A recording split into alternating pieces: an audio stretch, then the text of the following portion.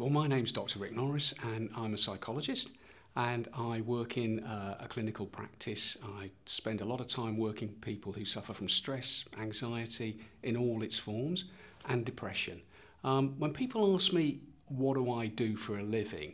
My sort of stock answer is I try to help people live more fulfilled lives. Because we live in a very difficult world these days, and if you are unfortunate enough to suffer from stress, anxiety or depression, it can be a real blight on your life. And much like the title of my book, Think Yourself Happy, my job really is to help people to try and think more positively about their lives. So people present with all kinds of different issues that I help them with. So lots of them are around life events. So people may be going through the loss of a loved one, somebody who's died recently that they care about a great deal. It could be to do with perhaps they've been made unemployment, or they've got difficult children that they're struggling with. They may have financial problems. They may suffer from a specific form of anxiety, post-traumatic stress. They may have a phobia, or they may just be a general lack of confidence. So it can be a whole range of things, and it may have got to the stage where some people are actually feeling quite depressed about their lives, or it may simply be that they're just feeling very stressed and anxious about the type of things that are going on in their lives at that particular time. But of course the beauty of having a rationale where it's about helping people think more positively about their lives is that it can be applied to almost any issue that people have, and it can help to improve the way that they see their lives. I think part of the methodology that I use is really quite a different one. I think the one thing that it does that I haven't come across anybody else who does this is it actually explains how the mind works. And it's really a quite simple technique that I use, helping people helping people understand how their subconscious mind is like a library. And it's a library full of DVDs. Everything they've experienced in their life is recorded in our subconscious mind. So all our experiences. And the conscious mind is a DVD player. Now, what happens is that we tend to think about things in the present which are related to what's going on, the issues that are current to us. And if we're going through a period in our lives where things are difficult, we constantly play the challenging DVDs. Now, it's not rocket science. If you constantly play negative DVDs of the difficulties that you're experiencing in life, your mood will start to suffer. So what I help people do is understand that they've got lots of positive DVDs in that library, but they're not playing them. The positive things exist, they're happening every day, but people don't see them because they're fixated on trying to look at the problems, the difficulties, so that they can do something about them.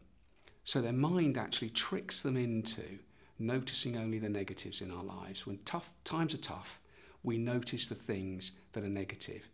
And our mind wants us to do that because we will then do something about it.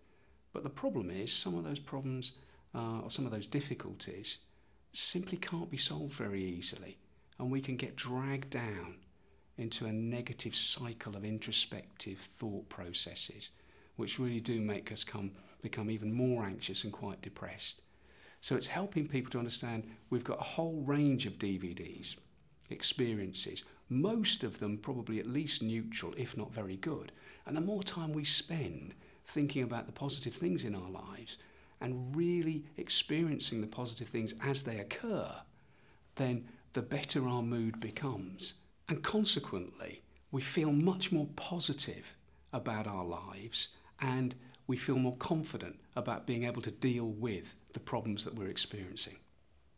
So I've been a Chartered Psychologist for 20 years now, and in that time I've worked both in private practice, but I also work at a large NHS hospital in the Midlands, where I actually work for the Occupational Health Department.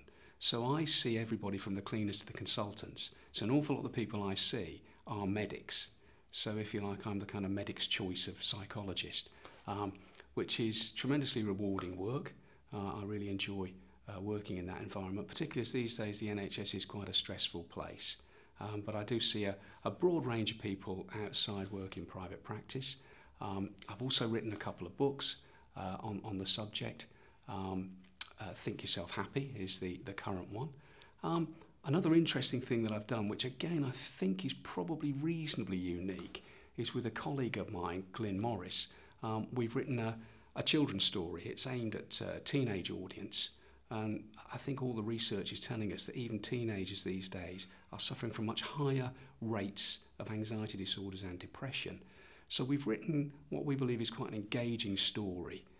It's a kind of urban Harry Potter. It's a schoolboy in Wolverhampton who has a pretty miserable life, where he's getting bullied at school, and he's got quite a miserable home life too. And we've woven the self-help through one of the characters. He discovers the secret life of the Croatian caretaker, who it turns out that this chap is actually an ex-international footballer. And it's quite an interesting story about how he ended up as a caretaker in a school in Wolverhampton. But what Alfie, the hero, learns is lots of techniques about dealing with life better, with all the difficulties that life can throw at you. And he learns this from this Croatian character called Bilic. And I think it's a great tool for helping teenagers because they don't do self-help. They don't like to be lectured at. So if you can weave it through a story which has credibility in its own right as a decent story, it can be used as a tool either by parents if they've read the book as well. It's a great way to start up a conversation, or for anybody who's responsible for children. So we've used it quite effectively in schools. It addresses things like homophobia, bullying, alcoholism.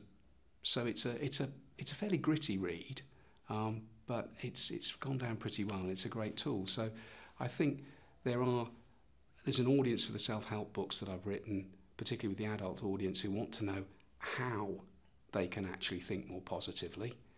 But with the teenage audience, the vehicle of a story works incredibly well.